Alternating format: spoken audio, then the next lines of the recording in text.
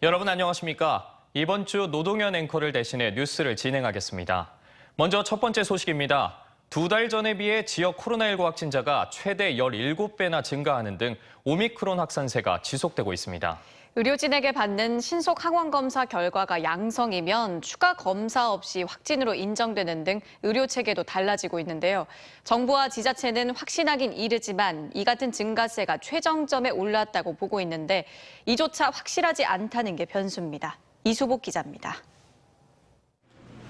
신속 항원 검사를 받을 수 있는 대전의 한 호흡기 진료 지정 의료기관입니다. 시민들이 신속 항원 검사를 받기 위해 줄줄이 서 있습니다. 원래는 PCR 줄에 서 있다가 이제 검사 결과를 빨리 듣고 싶어서 신속 항원 검사 받으러 왔는데 예상을 뛰어넘는 코로나19 확산 속도에 맞춰 전문 의료진이 시행하는 신속 항원 검사 결과가 양성일 경우 별도의 PCR 검사 없이 확진자로 판정됩니다. 병원에서 받을 수 있는 신속 항원 검사는 자가검사 키트와 같은 원리이지만 코 안쪽 더 깊은 곳에서 검체를 채취하기 때문에 정확도가 더 높고 양성으로 확인되면 곧바로 재택 치료를 받습니다. 오미크론 변이 바이러스가 우세종이 되면서 지역 내 코로나19 확산세는 무섭습니다. 대전과 세종, 충남의 하루 신규 확진자 수는 22,758명으로 사흘째 2만 명대를 기록했습니다. 누적 확진자로 따져보면 2달 전과 비교해 대전은 13.1배, 세종은 17.6배, 충남은 11.5배나 늘었습니다. 그나마 급격한 확산세에 비해 위중증 환자 수가 크게 늘지 않은 점은 다행입니다. 이런 가운데 최근 신규 확진자가 대전은 8,000명 안팎, 충남은 10,000명대 초반 수준에서 더 늘지 않으면서 확산세가 최정점을 찍고 있는 게 아니냐는 예측도 조심스럽게 나오고 있습니다. 이번 달 22일쯤 정점을 지나서 감소세로 예상할 것을 조심스럽게 예측을 하고 있습니다. 또 일부에서는 조심스럽게 현재 정점을 지나고 있지 않느냐라는 그런 판단도 하고 있는 것 같습니다. 다만 숨은 확진자가 많은 만큼 예단하긴 힘든 상황이고 위중증과 사망자 수는 정점 이후 3에서 4주 뒤 높아진다는 전망도 나와 안심하긴 이르다는 지적도 나옵니다. TJB 이수복입니다. 대전 유성구의 한 산후조리원에서 신생아 5명과 산모 1명, 직원 1명 등 7명이 RSV로 불리는 호흡기 세포융합 바이러스에 감염됐습니다. 유성구 보건소는 퇴소한 신생아의 RSV 감염을 지난 11일 확인한 뒤 역학조사를 벌여 산모와 신생아 12명을 병원에 격리하고 직원 등 20명을 추가 검사하는 한편 산후조리원을 임시 폐쇄 조치했습니다. 늦가을부터 겨울철에 어린 영아 사이에서 유행하는 RSV는 폐렴과 기관지염 등 급성 호흡기 감염병을 일으킵니다. 충남도가 코로나19 장기화로 어려움을 겪는 소상공인 등 피해 회복을 위해 657억 6,500만 원을 투입해 16만 7천여 명에게 충남형 긴급재난지원금을 지원하기로 했습니다. 충남형 긴급재난지원금은 국가지원과는 별도로 전액 도비로 지원되며 유흥시설 등 집합금지 업종엔 100만 원씩, 식당과 카페, 이미용업, 학원 교습소 등 영업 제한 업종 50만 원씩, 개인 택시와 법인 택시, 전세버스, 문화예술인 등엔 각각 30만 원씩 지급됩니다. 공주시와 논산시, 부여, 서천, 청양, 홍성, 예산군 등 7개 시군은 도비와 절반씩 매칭에 추가 지원되며 신청은 오는 21일부터 시군청과 읍면동 사무소 등에서 받습니다. 지역경제 활성화를 위한 조치지만 일각에선 지방선거를 앞둔 선심성 정책이란 지적도 나오고 있습니다. 오는 5월엔 충청의 아들을 내세운 윤석열 정부가 출범을 하는 가운데 충청 인사 홀대론에서 이제는 벗어날 수 있을지 주목됩니다. 지난 5년간 문재인 정부에선 호남 출신 장차관은 20명인데 비해 인구가 더 많은 충청 출신은 겨우 8명에 그쳤죠. 충청 인재들은 영호남 인재들에 비해 상대적으로 홀대를 받아온 것이 사실인데 새 정부에선 충청 인사들이 포함될지 관심입니다. 서울방송센터 이선학 기자가 보도합니다. 문재인 정부 5년간 장차관급 인사들의 출신 지역을 보면 전체 66명 가운데 충청 출신은 성윤모 전 산업통상부 장관과 박광계 현 법무부 장관 등 전체의 12.1%인 8명에 불과했습니다. 반면 호남권이 20명으로 가장 많았고 수도권이 15명, 영남권도 17명에 달해 상대적으로 충청권 인재 등용에 인색했다는 지적이 나오고 있습니다. 이렇다 보니 충청의 아들을 내세워 충청권의 지지를 이끌어낸 국민의힘 윤석열 당선인의 내각 구성에 관심이 집중되고 있습니다. 이번 대선에서 충청 대망론을 처음 언급한 5선의 정진석 국회 부의장이 총리 후보로 물망에 오르고 있고 4선의 홍문표 의원과 김태흠 의원, 이명수 의원의 입각이 점쳐지고 있습니다. 다만 일부 의원들은 지방선거 출마를 저울질하고 있어 변수는 많습니다. 국민의힘 전략통인 성일종 의원은 입각보다는 당내에서 중용이 유력시되고 있습니다. 충청의 아들이라고 얘기를 했기 때문에 이번만큼은 충청에 대한 배려가 있지 않을까 하는 생각을 해보고 우리 지역에 또 전문가들이 상당히 많이 있습니다. 그래서 그런 전문가들을 두루두루 고용을 할 것이다 하는 생각을 해봅니다. 하지만 충청권의 이 같은 기대와는 달리 최근 윤석열 당선인은 인수위는 물론 내각 구성에 있어서도 일과 능력 중심의 인선을 하겠다는 원칙을 밝혔습니다. 지역 안배와 여성 할당 같은 인사 배분은 하지 않겠다는 겁니다. 하여튼 국민을 제대로 모시기 위해서는 각 분야 최고의 경륜과 실력이 있는 사람으로 모셔야 되는 거지 자리를 나눠먹기식으로 해가지고 저는 그런 식으로 국민 통합은 안 된다고 봅니다. 특히 대전과 세종은 국민의힘 기반이 약해 정부 구성에서 지역 인사 등용이 어려울 수도 있습니다. 이렇게 되면 정부 출범 초기부터 지역 관련 공약이나 각종 현안 사업 추진에서 밀릴 수 있다는 우려가 나옵니다. 새 정부 출범을 앞두고 충청 홀대론을 잠재울 수 있도록 지역 정치권의 노력과 함께 지역 안배가 필요하다는 지적입니다. TJB 이선학입니다. 대통령직 인수위원회 구성이 이번 주 내 마무리될 예정인 가운데 대전시가 윤석열 당선인의 대전 발전 공약을 새 정부 국정과제에 반영하기 위해 총력 대응에 돌입했습니다. 윤 당선인의 대전 주요 지역 공약은 방위사업청 이전과 중원 신산업 벨트 구축, 제2대덕연구단지 조성, 그리고 호남고속도로 대전 구간 확장, 광역교통망 확충과 도심 통과 경부선, 호남선 철도 지하화, 대전 세종 경제자유구역 지정 등입니다.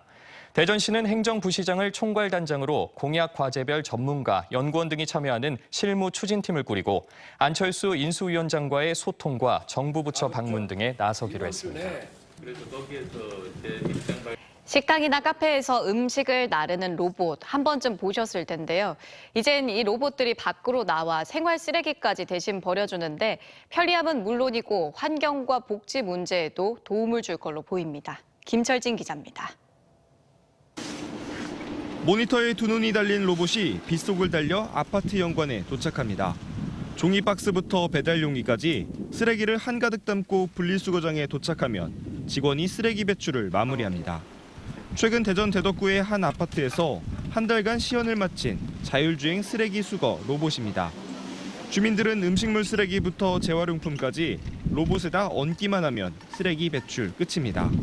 이렇게 비 오는 궂은 날씨에 지금 보면 저도 나가기도 참 귀찮을 때가 많은데 이 로봇이 와서 이렇게 분리수거를 해준다는 게 너무 좋은 것 같아요. 이미 개발된 분리수거 기계와 연동하면 완전 자동화까지 가능합니다. 향후 엘리베이터 시스템과 연동하게 되면 현관문에서 배출장까지 이른바 도어투도어 시스템이 완성됩니다. 식당에서 음식을 나르는 로봇이 보다 변수가 많은 실외 공간으로 나온 셈인데 단순히 쓰레기를 쉽게 버릴 수 있다는 편리성을 넘어 환경과 복지 문제에도 도움될 것으로 보입니다. 세대별 품목별 쓰레기 배출량을 수치화할 수 있어 환경 정책을 위한 기초 자료를 수집할 수 있고 거동이 불편한 세대에는 새로운 복지 서비스가 될 수 있기 때문입니다. 추후에 7월 중에 복지협회와 협업을 통해서 어려운 노약자분들이나 장애인 고령자분들을 통해 그런 세대 단지에서 서비스를 운영할 계획을 갖고 있습니다. 다만 아직까진 법적으로 현장 요원이 반드시 로봇과 동행해야 하는 등 제약도 존재합니다. 그렇지만 정부도 현장 요원 동행 규정 등 자율주행 로봇 규제에 대해 완화를 추진하면서 자동 쓰레기 배출 로봇 등 자율주행 로봇들의 상용화도 보다 빨라질 전망입니다. TJB 김철진입니다. 충청권 초중고생 가운데 사교육을 받는 학생이 10명 중 7, 8명에 달해 소득 간 학력 격차 발생이 우려됩니다. 교육부와 통계청이 발표한 사교육비 조사에 따르면 지난해 사교육 참여율은 대전이 75.6, 세종 81.1, 충남은 67.2%로 나타나 평균 사교육 참여율은 74.6%로 집계됐습니다. 이는 지난 2020년 조사 때보다 대략 8% 늘어난 수치로 특히 월소득 200만 원 미만 가구 학생들의 사교육 참여율은 40%대 그치고 있습니다. 교사들은 학교 수업만으로 학력 격차 발생을 막기는 어렵다며 저소득층 학생에 지원되는 교육비 확대 등 국가 시책이 필요하다는 입장입니다. 세종에서 당첨 시 시세 차익이 수억 원에 달하는 임대 후 분양 전환 아파트의 잔여 물약 청약이 다음 주 진행돼 관심이 모아집니다. 부동산 업계에 따르면 세종시 고운동 가락마을 6, 7단지 중흥 S클래스 프라디움이 분양 전환 이후 잔여 물량 199가구를 대상으로 오는 21일 특별 공급에 이어 22일 1순위 청약을 접수합니다. 공급 대상은 59제곱미터 143가구와 84제곱미터 56가구로 2013년 임대 계약 당시 분양가가 각각 1억 7천만 원, 2억 2천만 원 수준으로 현재 시세를 고려할 때 당첨 시 수억 원의 시세 차익이 예상됩니다. 같은 임대 후 분양 전환 단지인 세종시 도담동 도렛마을 13단지의 경우 지난달 특별 공급과 1순위 청약에서 70가구 모집에 8만 7천여 명이 몰렸습니다. 아산시가 원도심의 난개발을 막겠다며 용적률을 대폭 줄이는 조례안을 만들었다가 주민들의 반발이 거세자 진행 중이던 절차를 중단했는데요. 하지만 철회도 아닌 보류 상태로 놔둔 채 개별 협의를 통해 조정하겠다는 이도 저도 아닌 안을 내놔서 혼란만 커지고 있습니다. 김세범 기자입니다. 아산은 삼성전자 입주 뒤 인근 배방과 탕정 지역은 비약적으로 발전했지만 원도심인 온양은 공동화 현상이 심각해졌습니다. 온천지를 중심으로 대형 호텔과 상가들이 줄줄이 문을 닫자 지역 주민들은 아파트 신축 등 재개발로 원도심 부활에 나섰습니다. 5년 전부터 5개 조합이 결성되며 속속 착공을 앞두고 막바지 심사 등이 남았는데 아산시가 느닷없이 지난달 말 건물의 규모를 가늠하는 용적률을 1100%에서 600%로 대폭 줄이는 조례를 마련하고 입법 예고했습니다. 대신 인도나 주차장 등 공공시설을 확충하면 항목에 따라 용적률을 올려줘 난개발을 막겠다는 취지입니다. 인도라든가 주차장 이런 부분 확보되면 인센티브 주는 식으로 해갖고 기준 600에서 1100%까지 조례 있는 대로 최대한 가는 걸로. 하지만 이미 1000%대로 설계나 시공사 선정 등을 마친 조합들은 사업성이 떨어져 재개발을 접어야 된다며 항의가 빗발쳤습니다. 더구나 주민 의견 수렴이나 공청회도 없이 마구 밀어붙여 절차적 하자는 물론 입법 예고 전 용적률 조정 없이 통과한 사례가 알려지자 형평성 논란까지 제기되며 그야말로 기름을 부었습니다. 이런 커다란 조례를 놓고 주민에 대한 이제 공청회가 없었고 그리고 또 이 용적률을 하향시키면서 그 현실에 부합되지 않은 그런 사실에 대해서 많은 충돌이 있었죠.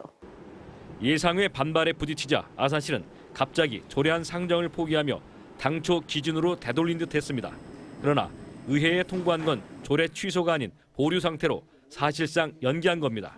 게다가 재개발을 사업장마다 개별 면담을 통해 인허가를 내준다는 이상한 대안을 마련했습니다. 주민들은 조삼모사식으로 눈속임한다며 실력 행사까지 예고했습니다. 폐기가 되지 않고 시간 벌경이라고 하게 되면 저희는 강력하게 저항을 할 수밖에 없는 상황입니다. 졸속으로 추진한 조례안에 뚜렷한 해법도 없이 진행되는 어설픈 행정이 아산 원도심 개발을 더욱 혼란에 빠뜨리고 있습니다. TJB 김세범입니다. 대전 지역 기업의 우수 제품을 전시하는 대전 홍보관 우수 제품 전시회가 오늘 대전 신세계 아트앤사이언스 7층에서 개막식을 가졌습니다. 대전시와 대전상공회의소 주최로 열리는 이번 행사에는 지역 28개 기업의 우수 제품이 전시되는데 백화점 방문 고객을 대상으로 주로 라이프 스타일과 생활 소비재 완제품을 선보일 예정입니다.